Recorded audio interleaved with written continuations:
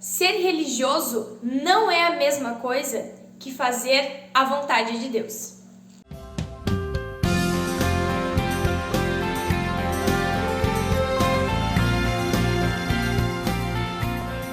Pessoas religiosas são aquelas que têm leis, doutrinas e costumes que elas seguem e elas entendem que seguindo essas leis, ritos, costumes e doutrinas, elas vão agradar a Deus e chegar até Deus. Uma pessoa religiosa, ela entende que o esforço dela é o essencial, é o necessário para fazer a vontade de Deus. Mas quando a gente entende a parábola do bom samaritano, nós vamos entender que aqueles que eram religiosos deixaram de fazer a vontade de Deus porque não tinham amor no coração.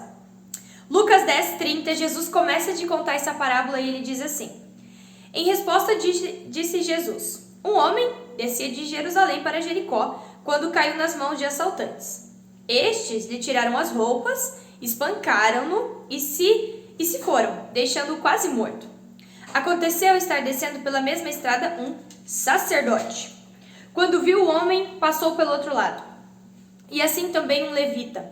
Quando chegou ao lugar, o viu e o passou para o outro lado.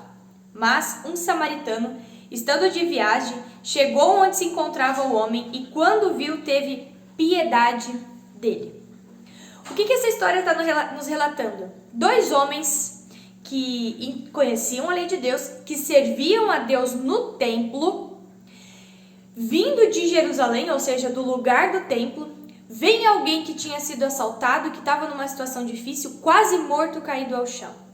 E ali, ao invés de amar aquela pessoa, se importar com ela e ajudá-la, eles desviam e vão para o outro lado. O samaritano era uma pessoa considerada menos importante, menos amada por Deus, por aqueles sacerdotes e levitas. Mas é o samaritano que age em relação ao homem quase morto, com amor, tirando ele daquela situação, tendo piedade, se colocando ao lado dele e cuidando dele.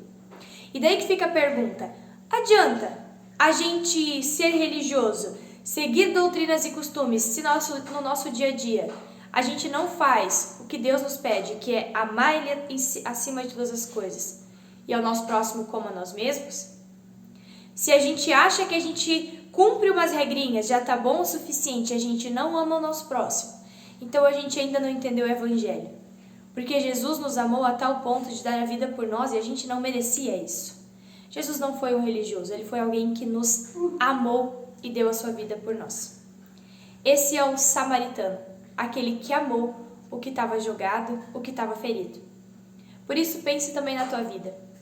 O teu encontro com Deus, a tua presença no culto, a tua vida deve ser um culto a Deus, a ponto de você ser chamado e desafiado a amar o teu próximo.